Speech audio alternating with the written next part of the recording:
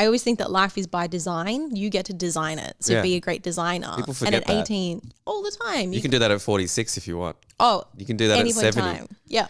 We were at the markets the other day and we saw a bunch of old people doing this, like, I don't know even what it was called. It was like spiritual dancing. Yeah. It was horrendous, but it was hilarious and fun to watch. And I was like, yeah, those guys have handed in their deck and got another 7. Well, that's it. At the age of that, fuck it. I go to this thing now and I know all these people and my friends and we do this thing together and we have bells attached to every part of our outfit. And I'm like, cool, good on you. And I said to you, I can't wait to do that. I'm looking forward to that day. Just reinvent yourself. Well, you can look to some like the great musicians who have just gone ahead and reinvented their own craft. And I know I've always thought that. I'm like, why can't you just do another life? Yeah. Just do it again and do it again. I've got probably 4 more left in me. Hell yeah. You know? I reckon I've powered through 6. and never stop doing that if you're listening. Because I think we hold and it's a societal constraint. Yes, definitely. And I think you felt pushback from this in the past because the people that aren't doing it with you start to go, oh, they don't know what they want. And I'm like, exactly. You're correct, but I'm doing something about it. And a lot of people feel the same way and they just keep doing the same thing. That's why the midlife crisis exists. Exactly. Because it's the people that hit a point in time and they go, oh, fuck, maybe I'm a yacht guy. Whereas I don't think you and I will have a midlife crisis because we've already had 6.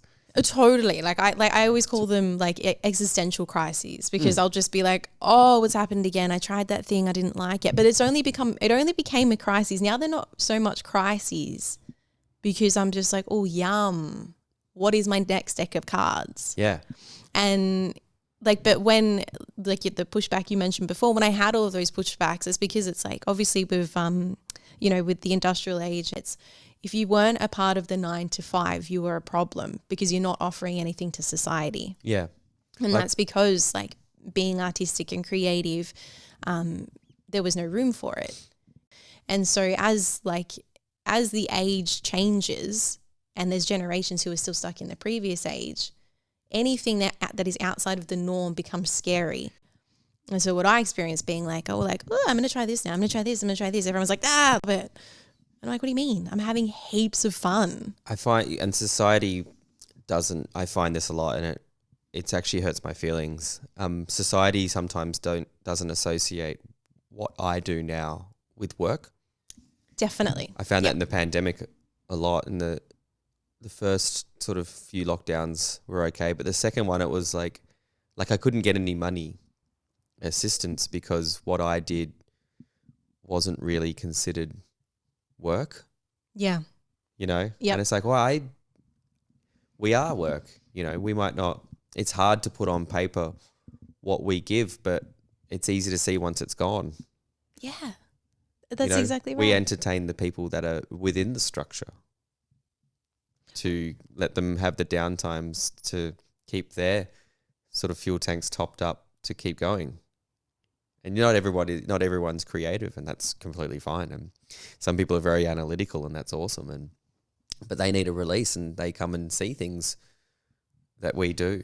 It hurt my feelings a lot. I remember that when the pandemic started, when the fires happened.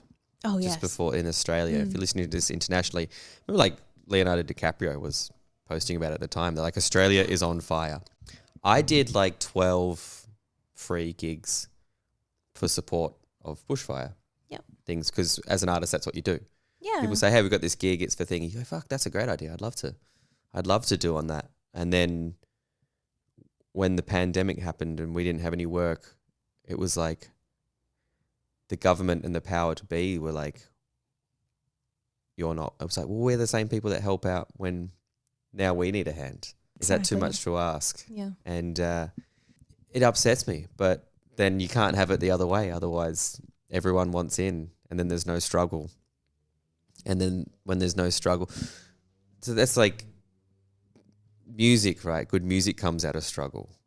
Yeah, that's how each sort of big genre changes or new genres are invented. Yeah. So good art comes from pain. Struggle. Yeah. So as much as it hurts my feelings and I want a hand sometimes, I know in the greater picture I'm like, oh, this is just art and this is how it works?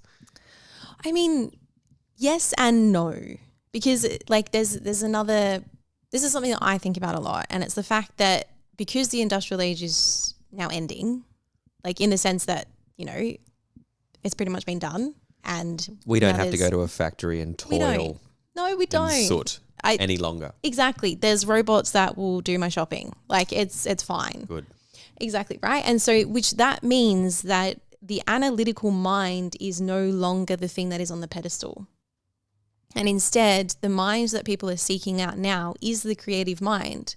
That's why the most jobs that you see is like a lot of the times like you're seeing people like for copywriting, for graphic design and because they need new voices and they need new ideas in order to like swim up and out of the dross of sameness that has happened for so long. So I'm really excited for this next age because it's going to flip where it'll be like hundreds of years ago when the poets were like rock stars.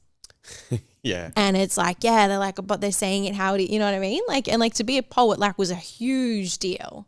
Yeah. You were seen as being like Kiss. Like people would lose their minds over you. Getting poet groupies. You'd get poet groupies, like truly. And it's like, and that comes from like, okay, cool. So you're a person who understands humanity. You have like empathy. You understand yourself and you're using language to like sing it to me and to paint a picture in my mind. And so it's like this next age, if everything analytical is done, what is left? Good. Yeah. All the robots can do that and we can just But this is the thing. If have there's all fun these and people create that some are stuff. but all these people that are like left behind thinking about that, they don't know how to use their imagination. They'll have to fix the robots though. Fix the robots?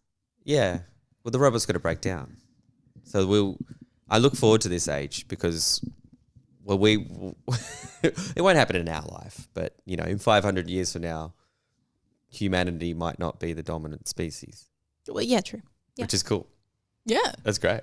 Yeah. Like that's how the Neanderthal probably didn't have the brain capacity to have that same thought. No. That happened to them. They're like, Homo sapiens, what? No, they're little and not Coming as in strong here as and us. Stealing our land. But they can think, We outthought the Neanderthals and here we are today.